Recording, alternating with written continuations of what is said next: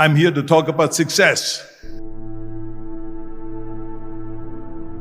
The first rule of success is to have a vision. You see, if you don't have a vision of where you go, and if you don't have a goal where you go, you drift around and you never end up anywhere. I mean, as you know, I was born in 1947 in Austria after the Second World War. So I was very fortunate that I stumbled onto my vision. And I didn't really like Austria when I grew up. I couldn't wait to get out of there. I couldn't see myself becoming a farmer or a worker in a factory or anything like that. Even though my parents wanted me to stay there and have a normal life. But that was their vision, not mine. My vision was totally different. I felt that I was born for something special, for something unique, for something big.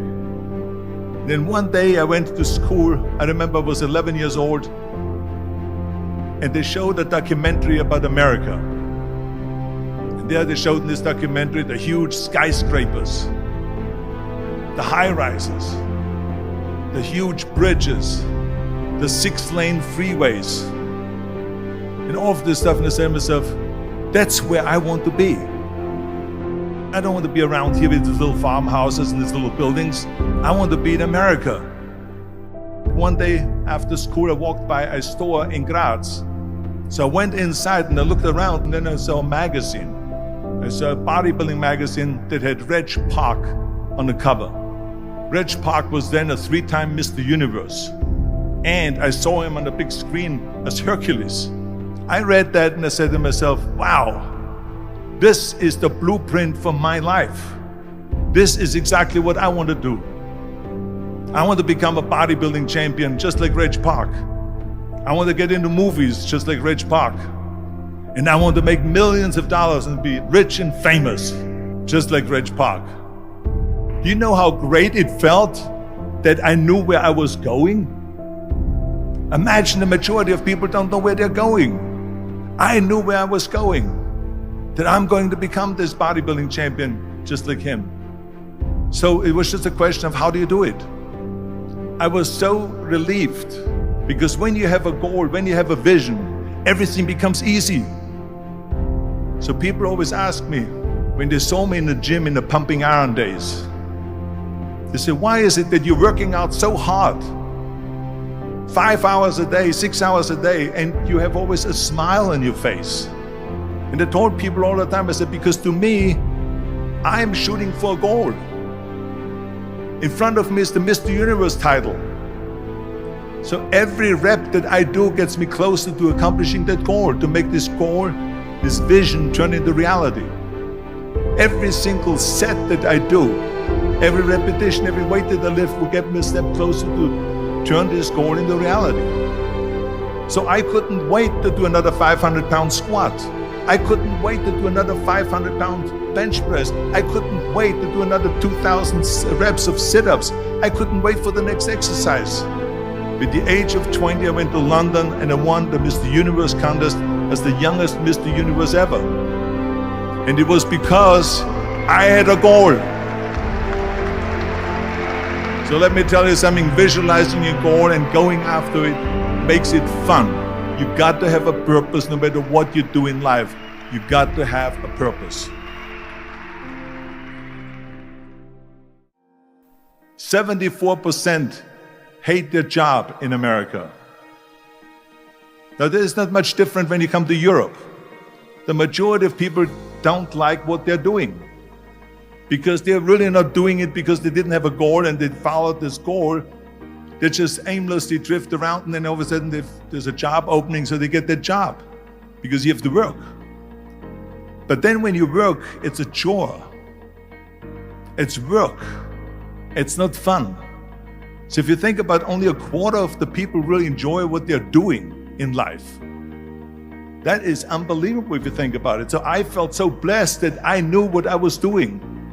It's like a medical student that studies and knows he wants to become a doctor. You know where to go. And the same thing is also in politics. I remember that in politics, I had a very clear vision that I will be the leader of California. This is as far as I could go because I was not born in America, so I could not run for president. So being the governor of the fifth largest state, I should say the largest state, the fifth largest economy in the world, was for me really the ultimate title, the ultimate accomplishment in politics. So even though people came up to me and says, why don't you go and run for something smaller, you're never gonna make it. I ran for governor, and then 2 months later I became governor of the state of California. Again, because I had a very clear vision what I'm gonna do with California. So that's rule number one, have a vision. Rule number two is, don't listen to the naysayers. Don't listen to the naysayers.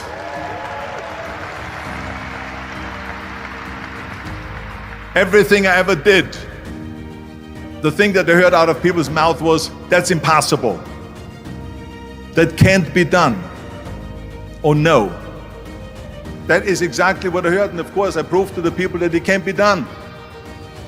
So whenever someone said to me, it can't be done, I heard, it can be done.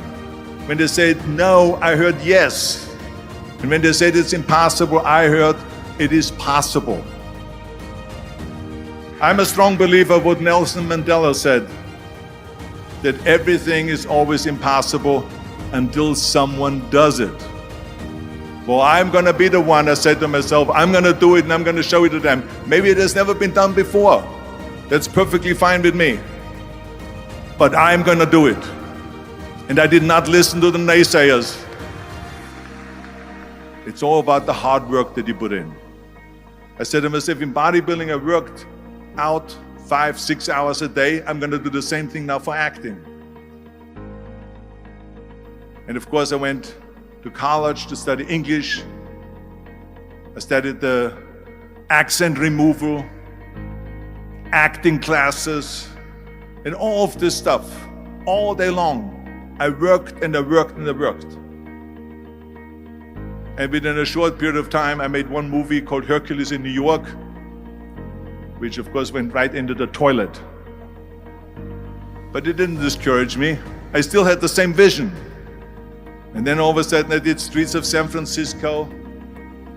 I did Stay Hungry and Pumping Iron and The Villain. And then all of a sudden I was asked by Dino De Laurentiis and by Universal Studio to star in Conan the Barbarian. And after I did Conan the Barbarian, the director at the press conference said to the press, the director was John Milius. He said to the press, if we wouldn't have had Arnold, we would have had to build one. So think about that. The very body that they said can never be sold because the time is wrong. A few years later, I'm doing Conan the Barbarian, and it was the #1 hit at the box office when it came out in the summer of '82. Think about that. And the director says, if we wouldn't have had his body, we would have had to build one. So all of a sudden, my body became an asset, not a liability. And the same thing was with Terminator. After we were finished filming Terminator, Jim Cameron said to the press, if Arnold wouldn't have had that accent and talked like a machine, I think the movie wouldn't have worked. So think about that. The body and the accent that they attacked was an asset. But I didn't listen to those losers. I didn't listen to them at all. It's just the reality of it is that you cannot listen to the naysayers. So this is a very important lesson for all of you. So when someone says, no, this is a stupid idea, you in your mind, you don't have to say it, but in your mind just say to yourself, you asshole. What do you know?